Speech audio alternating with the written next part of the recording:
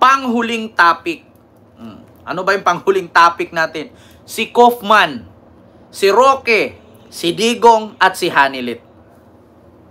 Alam nyo mga DDS at mga loyalista at Penklawan at Dilawan na mga nanonood sa akin sa akin ngayon, I will tell you straight to the point. Straight to the point na ito. Hindi nyo ba napansin si Kaufman? Yeah? Hindi nyo ba napansin si Nicholas Kaufman na legal aid ni Digong? Hindi na po niya kayang pauwiin si Digong.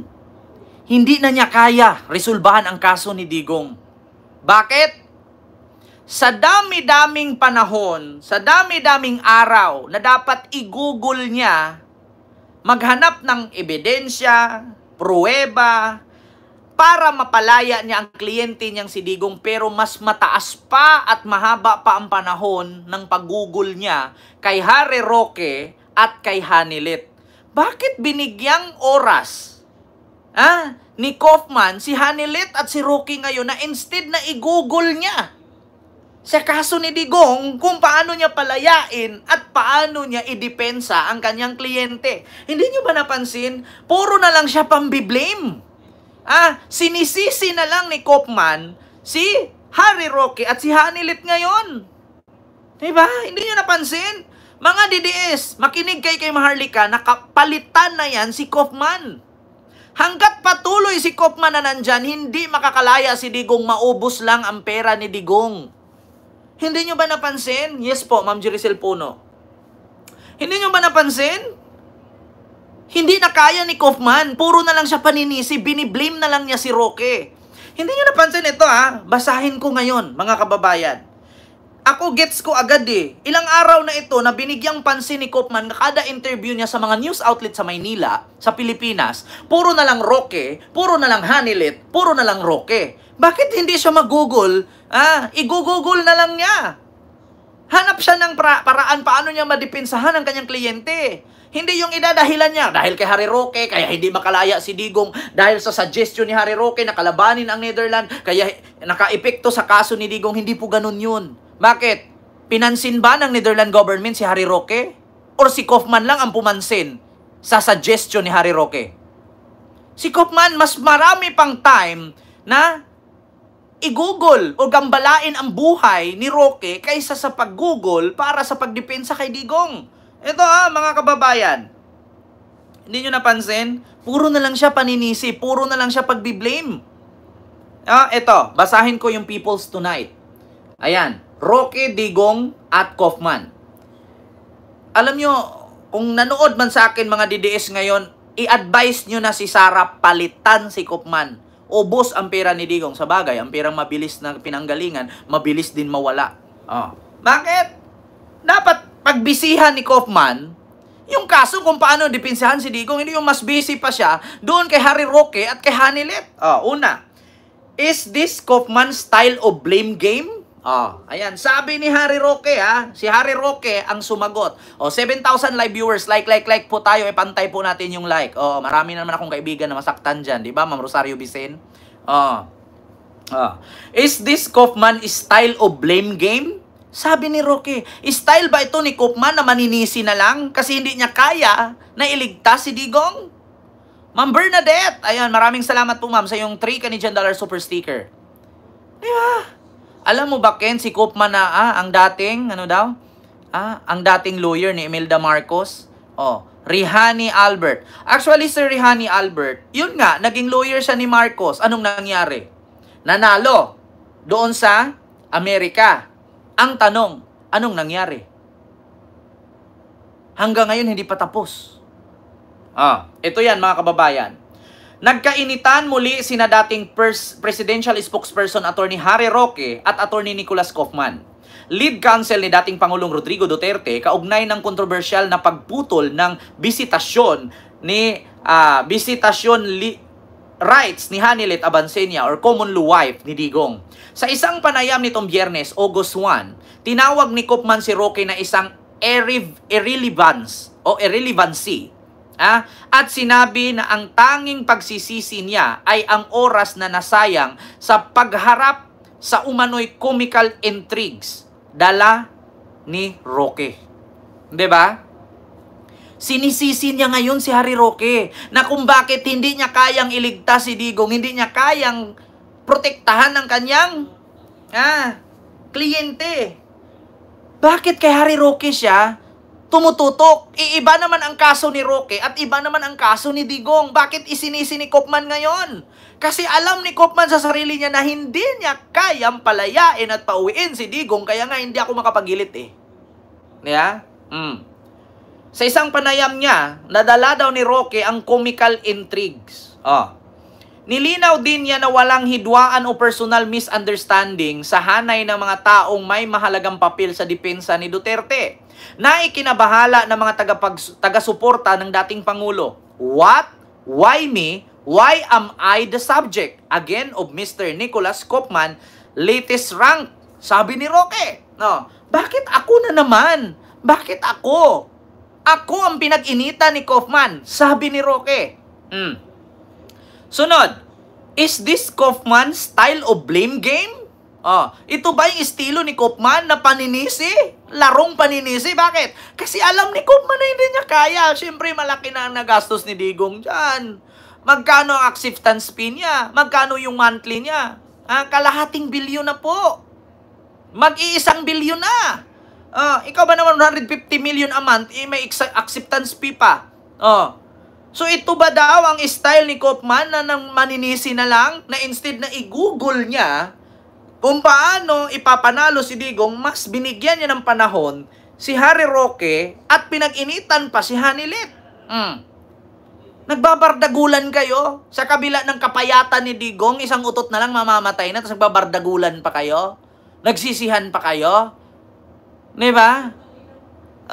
Kaya sa totoo lang, mga kababayan, palitan nyo na yan si Koopman. Hindi kaya ni Koopman palayain si Digong. Mark my word. Palitan nyo yan. Ang sabi pa ni Harry Roque, what? Why me? Why am I the subject again of Mr. Nicholas Koopman latest rank? Is this Koopman style of blame game? Tanong naman ni Roque at tinuligsa ang umano'y pag-iwas ni Koopman sa tunay na usapin sa suspensyon ng visitation rights ni Abansenia kay Digong.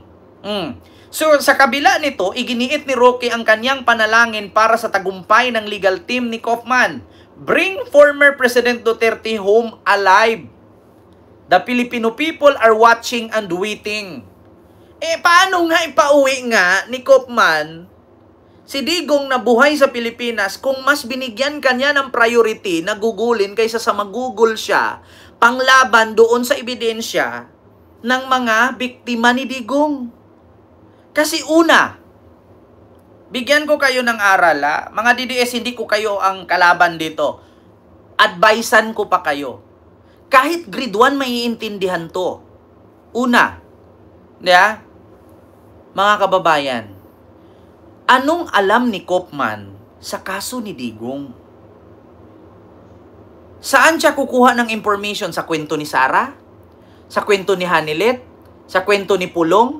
Sa kwento ni Baste? Ni Kitty? Ni Elizabeth at ni Digong? Kay Roque? Kay Maharlika? Kay Alpotera? Di ba? Diyan siya kukuha ng information? Sige nga. Si Koopman po, hindi po siya Pinoy. At ever since, hindi po siya nakaapak sa lupang siningan, tawag dyan, silangan, or correct me if I'm wrong, land of birth. English yun sinilangan. Hindi siya nakaapak dito. At ever since, hindi siya nakaapak sa, tawag dito, oriented pearl. Sea of oriented pearl. Yeah, in English ko na. Hindi siya nakaapak dito. Sinilangan. Sabi ni Ma'am Lexi. Diba? Tapos ngayon, magiging abogado siya ni Digong. Paano ngayon kung pupunta si Matubato doon at si Las Cañas? Kaharap si Koopman. Kasama si Attorney Maria Cristina Conte. At nandun si Digong. Matubato, Las Cañas, Conte, tatlo. Versus Koopman and Digong.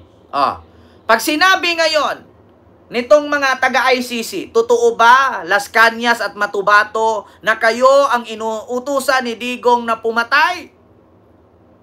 Sasabihin ngayon ni Koopman, ay ni Las Cañas at ni Matubato, yes, Your Honor. Totoo po yan, Your Honor. Anong sasabihin ni Koopman? Paano kayo nakakasiguro na totoo? Kung ako kay Matubato at Las Cañas, isa lang sabihin ko, bakit? Attorney Koopman, nandun ka ba? Bakit, Attorney Koopman, nakaapak ka ba sa Pilipinas ever since? Wala na, talo na. Paano ipapanalo ni Koopman? Wala man siyang alam. Nung panahon ng patayan na yan, kumbaga parang gera ng Hapon, hindi pa ako pinanganak. Paano ko malaman na alam ko kung sino ang pumatay, sino ang leader at ano hitsura ni Yamashita? Hindi pa nga ako pinanganak. Ganon din ang sitwasyon ni Koopman. Paano niya masabi na hindi totoong doon inilibing? Hindi naman siya taga-Pilipinas. Hindi din siya nakapunta at hindi siya nakatira ever since dito. Para lang yan tinanong mo. Sure ka na totoo yung kwento ng lolo mo na si Yamashita ang general dyan sa pananakop ng Hapon? Siyempre, ang sasabihin ko ngayon, oo nga naman, paano ko masabi na si Yamashita ganito ang mukha? Hindi pa naman ako pinanganak at the time. Di ba? Ganon din mangyari kay Koopman. Paano niya may papanalo si Digong? Si Koopman hindi naman nakaapak ever since dito sa Pilipinas. Ngayon, paano niya matalo ang mga witness kung makikinig lang siya sa kwento ni Sara? Ito po kasi yan, Mr. Koopman. Pinagbintangan lang nila ang tatay ko, hindi po totoo yan. Wala pong quarry. Wala pong laod quarry. Hindi po totoo yan. Paano mapatunayan ni Koopman na hindi totoo? Galing kay Sara? Paano papaniwalaan ng hurado anak si Sara ni Digong? Dapat ang witness, hindi nila kaanong-ano. Di ba? Paano maniwala ngayon? Pag sinabi, wag po kayong maniwala, hindi po totoo na maraming pinatay nung presidente siya. Sinong papaniwalaan ni Digong? Sabi ni Pulong, sabi ni Baste. Paano sasabihin ni Baste at ni Pulong na hindi totoong maraming patay? Hindi nagsisinungaling ang ABS-CBN, TV5, GMA, CNN, Rappler. Lahat po ng mga media outlet sa Pilipinas, may video po dyan. Kung ilan ang pinatay dito, salvage doon, tumba dito, tokhang doon.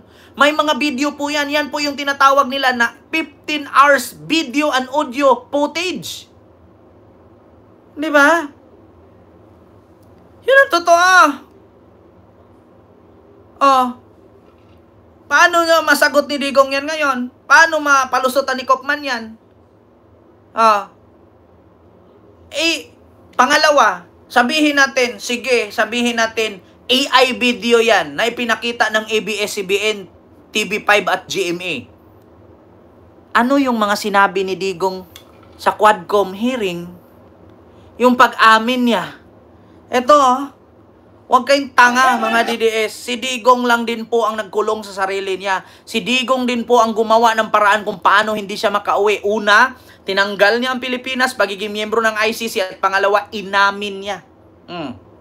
Paano siya makauwi niyan? Ay, Diyos ko. Di ba?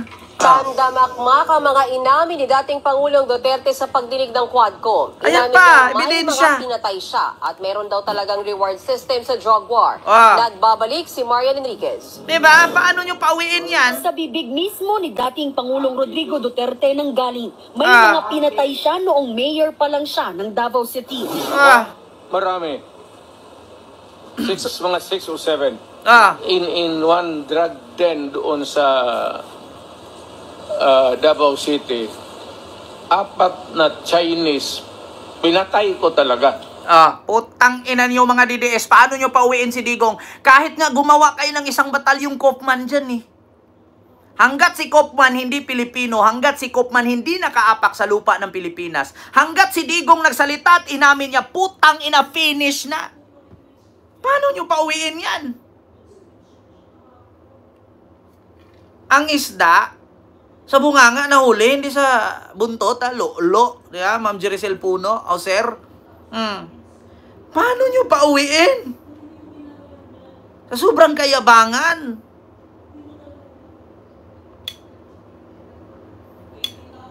Walang kwenta si Kaufman. British-Israeli si Kaufman, Briton. Hindi siya Pinoy. At higit sa lahat, hindi siya nakaapak sa lupang ito. Diba? Malinaw pa sa sikap ng araw. Makintab pa sa refleksyon ng noo ni Bato. Mama Rife, may galab shoutout po. Ngayon sasabihin ninyo, makakalaya si Digong? Uuwi si Digong sa Pilipinas, pantay ang paa, may bulak sa ilong, nakagarapon. Putang ina. Yeah? Yan ang totoo. O mga DDS, ano pinaglalaban ninyo? Sige nga, kung si Digong walang kasalanan at magaling, ba't hindi niya kayang iuwi ang sarili niya? Yeah? Ito pa. Ang problema, may tinamaan na dalawang yung nagluluto. Sinadya ko talang patpatayin. Pati ilang pulis sa Davao City na umano'y kriminal, pinatay din daw niya. Walang due process. Talagang... sabihin natin kriminal yung mga pulis, nagnakaw, nangutong, nang rape. Hindi dapat dinaan mo sa due process. Kinulong mo, inaresto mo. Yeah. But may sarili kang batas. Talo mo pa ang Biblia. Pinatay niya agad. Sa tingin mo hindi siya makulong yan? Makukulong siya. Bakit? Walang due process. Wala sa Philippine Constitution or sa saligang batas na kapag namaril ka, nang rape ka, nagnakaw ka, patayin ka diretso. Meron sa saligang batas ang due process. Yan po yung tinatawag na hulihin or arestuhin, kasuhan, ikulong. Pag nanalo, laya. Pag hindi nanalo, kulong. Reklusyon perpetua. Hindi ba maintindihan ng mga DDS yan? Tapos sasabihin nyo, si Digong magaling. Putang ina. Saan banda? Diba? Saan banda magaling? Loso. Mga DDS, magalit man kayo't hindi sa akin, I will tell you frankly, wala nang pag-asang makauwi si Digong. Mark my word. Heaven o, silo po sa iyo, ma'am. Maraming salamat po sa yung super sticker. Thank you so much. Yeah. Ma'am Eva Nareta, hello po. Ma'am Raida, Nelson Pamindim. And kay John Paul Tutukin, bumaliktad na si Aimee at Marcoleta. Ayun, ayon sa nakarating sa akin po, sir, sa mga narinig ko at sa mga statement ni Aimee at sa sabi ni Erwin Tulfo, pumayag daw si Marcoleta na litisin si Sara. At sabi mismo ni Aimee ay hindi na daw makakalusot si Sara. Sa dami ba naman ng kaso, tambak-tambak na kaso. Alam naman daw po natin kung anong ka-ending dyan sa impeachment na yan. Diba? So yun lang ha mga kababayan, hindi ko na masyadong habaan. Diba? Jero de la Cruz, silo po sa iyo, sir. Ma'am Lani Reyes, silo po. And kay Solomon, kulang pa ang natitira niyang buhay sa hatol ng kriminal na ginawa niya. Krimen na ginawa niya. Diba? Ayun. Seroj or Juris, silo po. Mega love shoutout. Yeah, ito si Argo Bingot, gumagawa na, Diyos ko, napakaraming dami account. Diyos mio Marimar. Argo Bingot, manahimik ka na lang. Yeah, so yun lang po mga kababayan. Sa inyong lahat po dyan, hindi ko po kayo may isa-isa, 6,000 live viewer po dyan, no? Sir Tommy, Ma'am Nerissa de la Cruz, Wow Heavy Nose, ayan, Ma'am Maria F. Palisok, Ma'am Winnie Artos, ayun. And sino pa? Si Powerific, ayan, Ma'am Ems Kitikiti, Ma'am Ana Estrabon, Sir Ber Villanueva, Ma'am Marife, Sir Nelson Panimdim, ayun, hello po sir. And kay Numi Parungaw, ayan, and kay Leonida Sizon, Hironi Mias, and may love shoutout po, and kay PBJ Hawk, ayan, Gavin 23, and kay Helen's Vlog Official, hello po sa inyong lahat. And kay Zui, ayan, mega love shoutout. May umuugang, may nagpaarbot daw, kaya ang tagal sa abroad. Nako. Ayaw ko na magsalita. Alam nyo, asaan na kaya si Kateki? Na-miss ko si Kateki, hindi ko na nakita. Alam niyo, naniniwala ba kayo mga kababayan sa isang kwento na sa kabila ng haba-haba ng pagsasama ninyo, magkainlaban kayo? Totoo ba yan? Bago tayo mag-end, gusto ko lang itanong, naniwala ba kayo mga kababayan, sa kabila ng haba-haba ng pagsasama ninyo, magkakainlaban kayo? Yung kayo-kayo na lang, sa dalawa. Halimbawa, flight mo ngayon, kasama siya lagi. Flight siya doon, kasama siya lagi. Ultimo lipstick mo, ultimo eyeliner mo, ultimo tubig mo, siya na ang may dala. Hindi ka ba mai-inlove sa kanya? Diba? Ano po ibig sabihin ng luso? Sabi ni Ma'am Princess Paris. Ibig sabihin po ng luso, yung lo, yung animal, yung mga ganon. O, salit expression lang po yung luso. Diba? Ako naniniwala talaga ako. Meron ako ipakita sa inyo mga kababayan. Yung isang, sabihin ko na lang. Yung, di ba merong Thailander na influencer na ang sabi niya, "Hello, Kateki! Tanoy! Kapkun Kanoy! I want that one. Kateki, take this bag."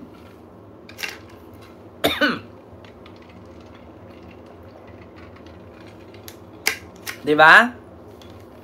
Mga kababayan, totoo ba yon? Hindi ba kaya pwede na si Kateki at si Lustay nagkadibilupan na sa haba-haba ng pag-travel nila dalawa lagi, magkakasama? Ultimo nga siguro pati tulugan ni Lustay, nandun si Kateki eh. Ang tatanong lang, hindi kaya ganon?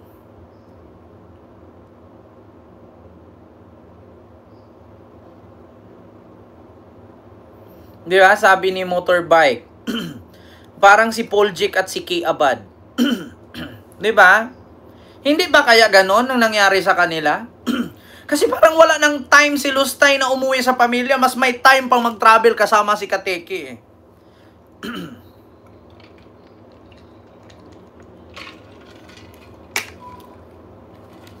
Di ba? Siyempre si Kateki, Dax din yun. Oh, maganda katawan. Pogi. Kung sa panahon ng taglibog, taglamig, lalo na pag pumunta ka ngayon ng China o bandang Hong Kong, winter na. Siyempre, pag nilalamig ka at inabutan ka ng libog, diba? Hindi ba mangyayari yun? Diba? Sino ba yan si Kateki? Kayo na lang pong mag-search kung sino si Kateki, mga kababayan. I-search nyo sa TikTok, Kateki, lalabas yan. Yung ito, pakita ko sa inyo, si Kateki, yung Thailander. Itong mga DDS, gagawaan nyo naman ng kwento ito, Kateki.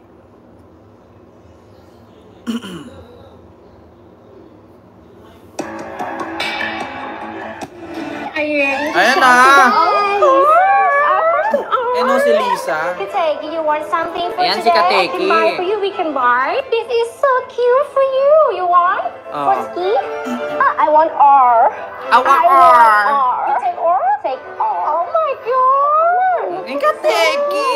So beautiful. Oh my god. The green one? Yes. The green one. Ayan si Kateki, naka-face mask. Tapos naka-shade sa likod, bodyguard. Ayan si Kateki. Oh my god! สวัสดีค่ะ สวัสดีค่ะ สมัยดีไหมครับน้อง